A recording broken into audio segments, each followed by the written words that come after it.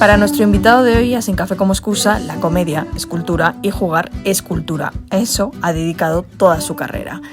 Eloy Arenas, bienvenido a Te lo ni cuenta 9 y gracias por estar hoy con nosotros. Gracias por haberme invitado. Quiero decirte que la que has invitado ha sido tú y yo estoy encantado. Una pregunta un poco difícil, pero a ver qué aproximación nos haces, Eloy. ¿Qué es el teatro? La semántica de ese nombre lo tenían los griegos, que decían lugar donde se mira. Es decir, esa es la definición pura semántica de la palabra teatro, ¿no? Lugar donde se mira. Claro, a esto hay que añadirle contenidos. Si el teatro es un edificio, un lugar, hay que llenarlo. Y se llena de personas, de público, los cuales o lo ven de pie como en otros siglos, o lo ven sentado. Pero le falta el contenido. En el teatro puedes ver absolutamente de todo: textos, música, danza, etcétera, etcétera. Pero no deja de ser siempre el lugar donde se mira. Dicho de otra manera, también es cierto que el teatro es un testimonio. Yo me fío más de los dramaturgos clásicos y de todas las obras desde los tiempos de los griegos, mucho más que de los historiadores. Si quieres saber qué ha sucedido durante todo ese espacio de tiempo, tendrás que leer su teatro. Y así te darás cuenta de cómo era la sociedad en esos momentos, como donde estaban esos contenidos, esas historias de todos los géneros, además, es decir, las tragedias, los dramas, la comedia, el sentido del humor de los espectadores de una época concreta se puede ver a través de esas obras, como Aristófanes con Lisístrata o con Asamblea de Mujeres. Y en otras épocas pues vas viendo esa historia, no solamente la que cuenta el dramaturgo, sino la que compone, porque se inspiran en eso, la que compone esa sociedad en la que está viviendo en ese momento. ¿Y cuáles crees que son las características o cómo definirías el teatro que se está haciendo ahora, el teatro del siglo XXI? Claro, es muy amplio. Es muy amplio, están todos los géneros. Todos los géneros están representados en este momento en el teatro. Hay una parte vanguardista. Esa parte vanguardista es la que de cualquier manera avanza a través de unos espectadores más ávidos de temas más contemporáneos. Le pasó lo mismo a la pintura, es decir, cuando apareció la fotografía, pues Picasso tuvo que hacer otro tipo de pintura que representara quizá el tiempo en el cual estamos viviendo. Pues aquí pasa lo mismo, es decir, hay un teatro público que experimenta o que tiene obras de autores dramáticos de una importancia cultural extraordinaria y sobre todo de una manera de entender la sociedad en que viven desde otro prisma, desde otro punto de vista. Ahora, yo creo que Madrid se ha convertido en una capital cultural del teatro tan importante que yo creo que que la primera es Inglaterra, ¿no? El Reino Unido, pero sin embargo creo que la segunda, Londres. Yo creo que la segunda ya estamos nosotros, quizá con Francia, pero ya estamos nosotros, ¿no? Después le llamamos teatro a todo lugar donde se representan cosas con contenido, es decir, que no solamente existe el teatro físicamente, sino que de repente para hacer música, el Wincerter y otros espacios más donde se está haciendo el teatro musical, por ejemplo, es muy enriquecedor que en este momento en Madrid tenga tantos teatros donde se representan comedias musicales. Este hecho no ocurría antes. Y hay otros escritores, otros dramaturgos como Sansol y otros tantos que están haciendo un teatro enorme, precioso,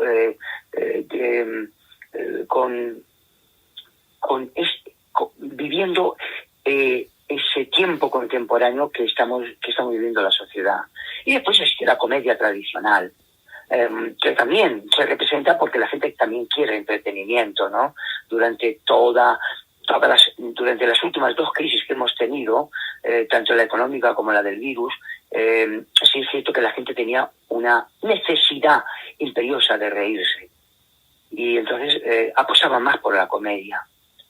Pero es muy amplio es muy amplia la oferta que está teniendo Madrid en este momento. O sea, el teatro para Madrid se ha convertido en un recurso turístico.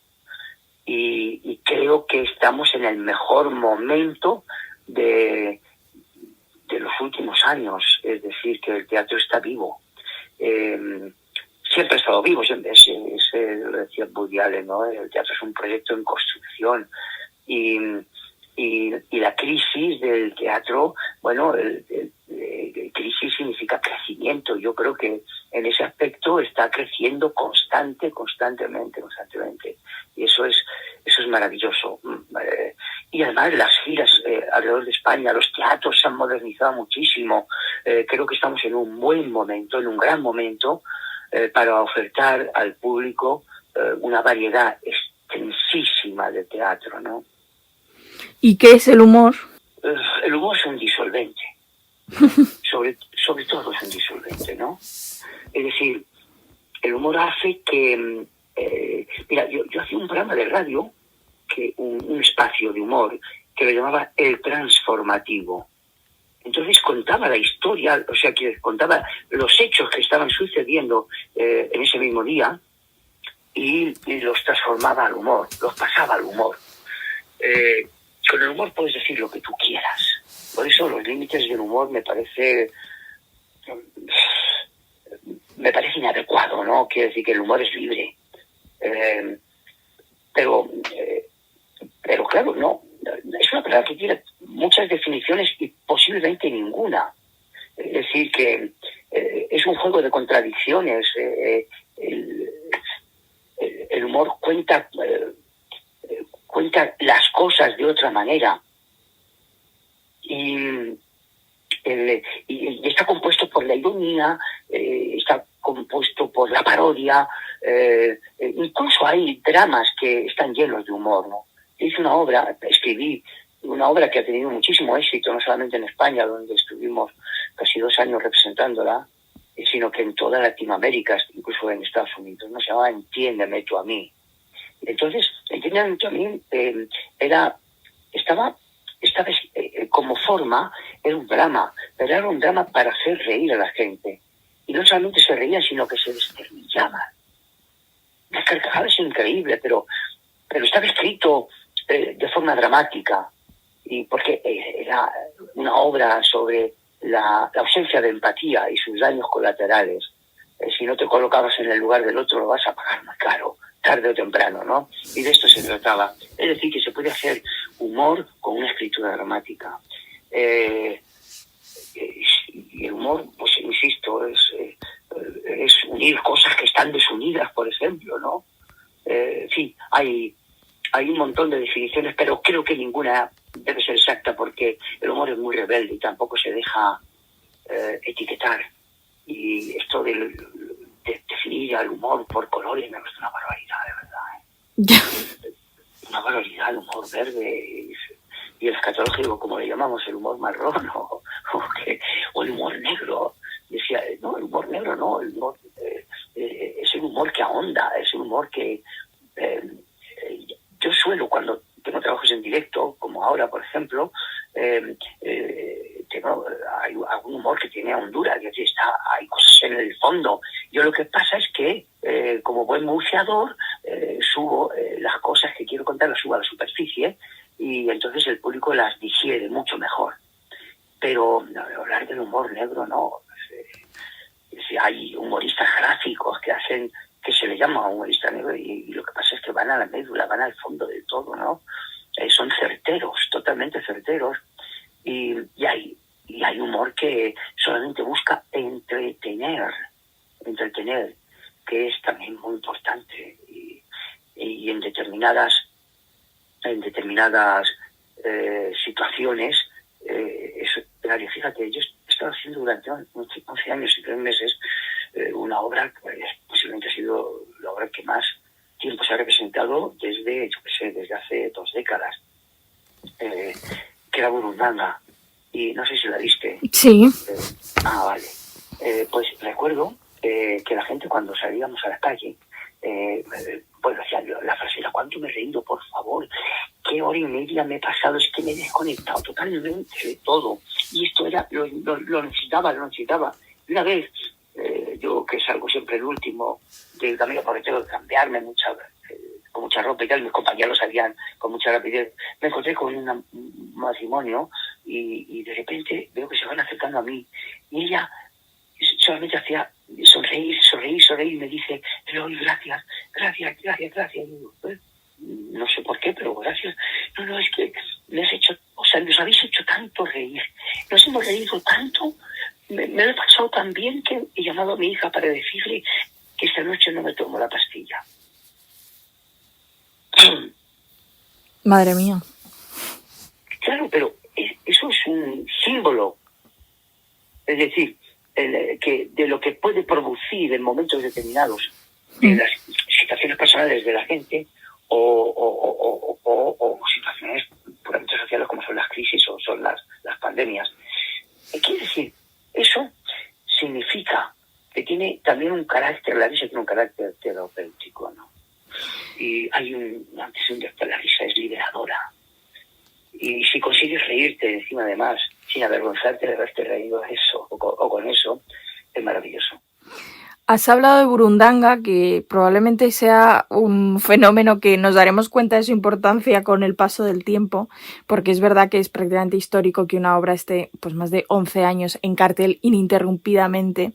¿Cómo explicas ese fenómeno? ¿Cómo ha pasado? ¿Le das una explicación? ¿Crees que la podemos encontrar? No sé, hay muchas explicaciones. Cuando existen estos fenómenos, uno se sorprende, claro, porque por eso es un fenómeno, ¿no? No es corriente. Entonces, creo que entró en un momento determinado donde la gente necesitaba ese producto. Necesitaba que hubiera una historia perfectamente escrita por Galcerán, con una carpintería teatral espléndida. Entonces, esa estructura estaba abocada a la risa, a la carcajada. Aunque nadie quisiera reírse, no van a poder evitarlo. Y entonces encontraron en esa obra ese elixir maravilloso para desconectarse de su cotidianidad, que durante esa época de la crisis económica, con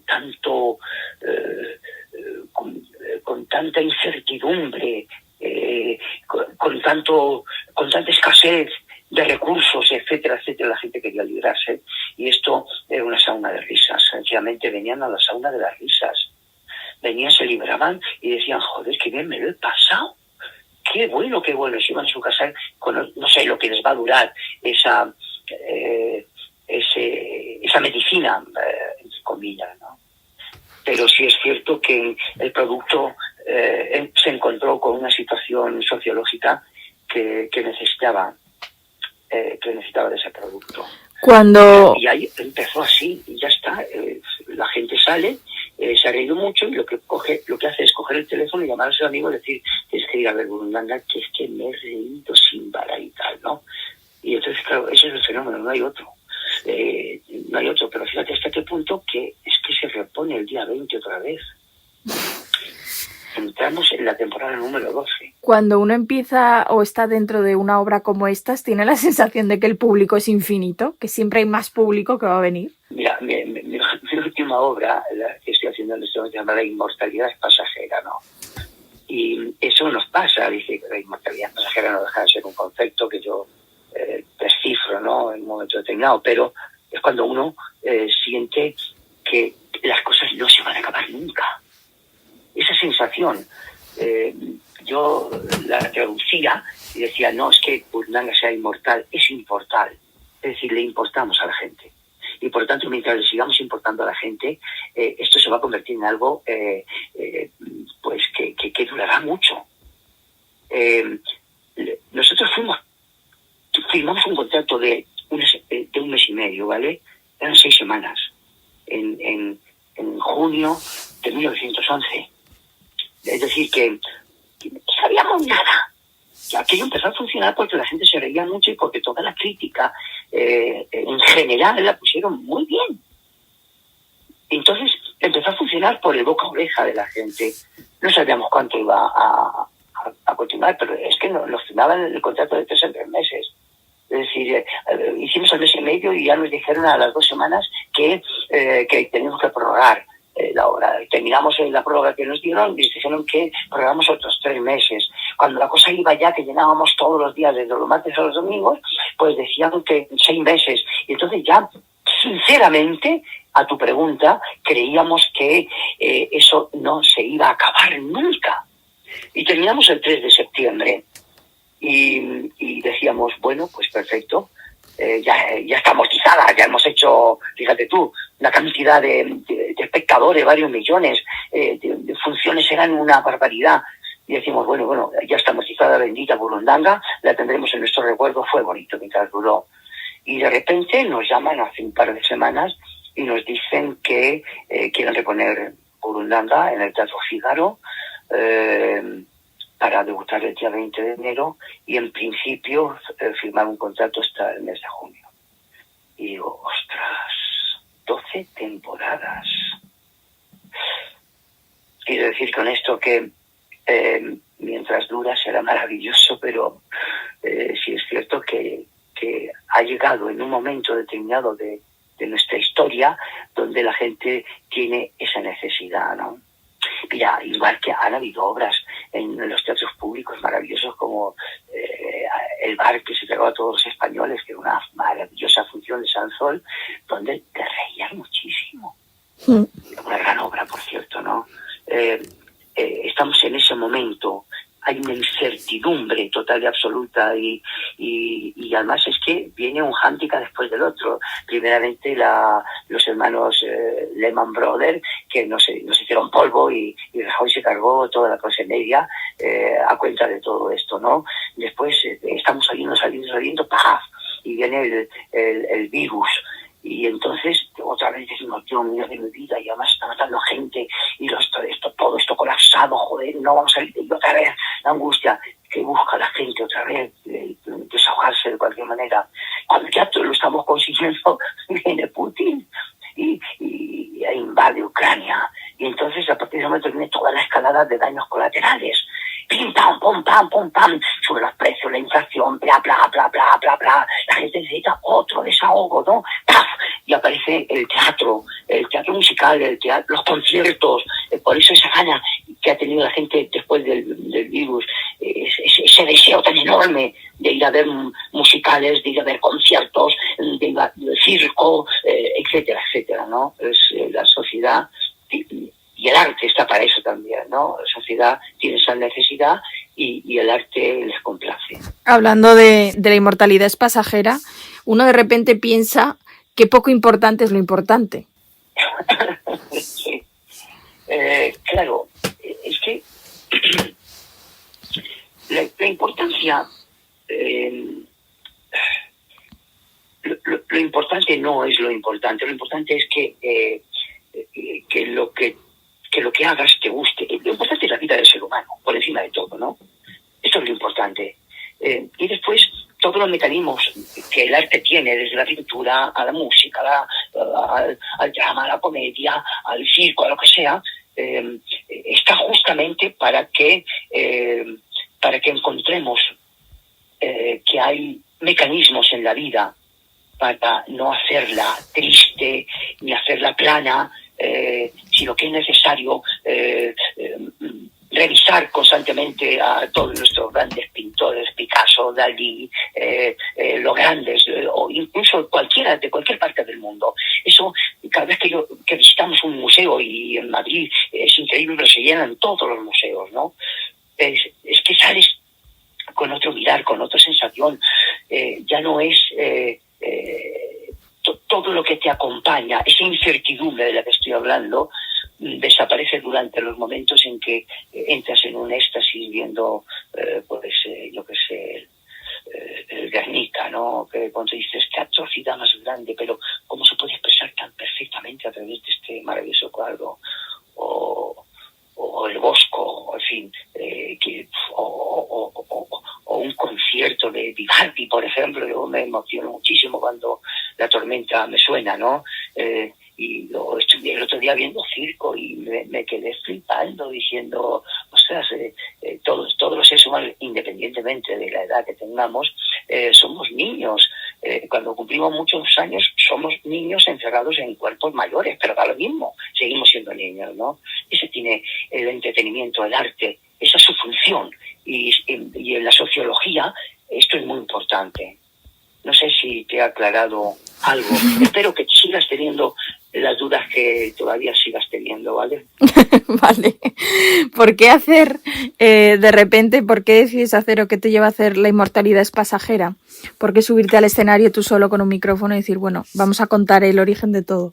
Sí, porque ten en cuenta que yo hacía monólogos cuando el monólogo no existía como tal, ¿vale? Es decir, yo en los años 80, 70, 80, 90 hacía monólogos. Yo me he pasado la mitad de mi carrera haciendo monólogos en todos los espacios que pueden haber, es decir, desde plazas de todos los campos de fútbol, salas, teatros, fiestas al aire libre, etcétera, etcétera, ¿no? Entonces, estoy en esa madurez creativa y quería hacer algo muy personal, es decir, contar mi vida y relacionarla con acontecimientos y hechos. Y localizar también el presente, ¿no? En fin, empiezo con un tipo que tiene dudas constantemente y entonces se hacen muchísimas preguntas, y cuando habla del Big Bang y te dice, yo el Big Bang no lo entiendo, pero me lo creo, y sin embargo el Antiguo Testamento pues lo entiendo, pero no me lo creo.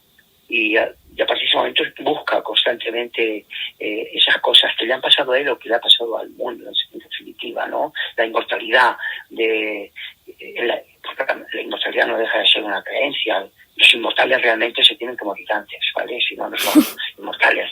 Es decir, que Shakespeare o Cervantes son inmortales porque han dejado su obra. Por lo tanto, seguimos. Y cada vez que lo que sigamos comentando seguirán existiendo. Pero me divierte mucho hacer ejemplos de cosas que pueden ser muy actuales, como por ejemplo una sociedad como los neandertales, ¿no? Que vivieron 400.000 años haciendo lo mismo mañana, tarde y noche, como dice una sapien que se encuentra con ellos porque no saben hacer fuego, y ella les ayuda y de repente se queda mirándolos y ella dice, claro, si estos señores llevan 400.000 años haciendo exactamente lo mismo, lo importante es que les expliquemos el significado de la palabra evolución. Bueno, pues esa palabra también había que contarla ahora, ¿no? Y es curioso como en el fondo tampoco cambiamos tanto. En las emociones y en los sentimientos no cambiamos nada. Ni en el amor, ni en la envidia, ni en el odio. Hay gente que vive, fíjate tú, es una época donde el odio se ha hecho fuerte en las redes sociales, sobre todo en Twitter, ¿no? Donde el anonimato te permite de cualquier manera sacar toda tu mediocridad, tu baba, porque ni siquiera hay unas críticas a veces incluso constructivas, sino que vas directamente sin recorrido al insulto, a la pequeñez, a vomitar.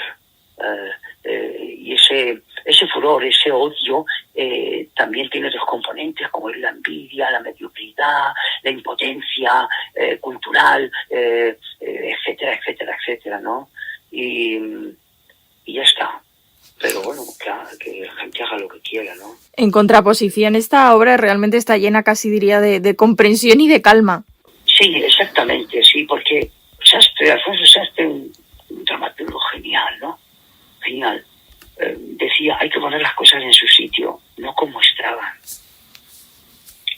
Y colocar las cosas en su sitio es maravilloso. Tú puedes hacer una crítica impresionante con el propio espectadora delante, y contarla de tal manera que lo que haces es despertarle el interés mucho más que cabrearlo, ¿no? Yo busco la risa y la busco a través de todos los elementos. Es decir, que uno de los espacios de la obra se llama el francotirador, y lo que hago es que en ese mismo momento me limito. Es un francotirador que busca las risas que están escondidas y las busca a través de la actualidad. Y entonces con esa actualidad yo cuento, dura 2 o 3 minutos ese momento donde hago un recorrido sobre la actualidad de ese mismo día, ¿no? Al fin y al cabo, jugar y reír es cultura. Jugar es una palabra hermosa que aquí se aplica de otra manera, pero fíjate que en inglés o en francés, por ejemplo, jugar es actuar, jouer, play. Es decir, que jugar. Los franceses dicen, vamos a jugar al teatro, ¿no? Es decir, vamos a jugar con el teatro. Porque el juego tiene un componente infantil y lo infantil siempre quiere diversión, quiere conflicto, quiere ver, busca cosas a través de ese juego. Y en el juego están los resultados. A mí me gusta jugar a hacer teatro. Por eso me encanta cuando los franceses te dicen je vais jouer avec toi, quiero jugar contigo en teatro. Eloy Arenas, muchas gracias por haber estado con nosotros, gracias por este rato de conversación y mucha suerte con la inmortalidad es pasajera y con Burundanga, que vuelve y vuelve. Bueno, eso es imprevisible, nunca sabes lo que va a pasar con Burundanga, lo cual es maravilloso. Lo único que es cierto es que la gente que viene a ver Burundanga se ríen tanto que ese feedback hace que nosotros cojamos una altura impresionante, nos subimos arriba y damos mucho más de lo que hemos dado en otras ocasiones, porque el público con sus risas hacen que nos hagamos muy fuertes. Te vuelve inmortal. Bueno, yo le llamo importal, ¿no? Nos volvemos importales, es decir, que les importamos. Y con importar a alguien es maravilloso, ¿no? Eso es que es maravilloso, importar a la gente. Y lo otro es lo que algunos se creen. Trump, por ejemplo, se ha creído inmortal siempre. Es decir, no le renuevan el contrato. El Capitol es una pasada que le va a costar carísimo. Los representantes de las últimas elecciones que han hecho ha perdido, tal. Es decir, aún así se sigue sintiendo inmortal, porque le pasa como a Bolsonaro, ¿no? Que no reconocen la derrota. Nada más difícil que eso. Lo cual no quiere decir que no exista. Sencillamente que ellos no la reconocen. Eloy, gracias por haber charlado con nosotros. Un placer. Es un placer, ¿eh?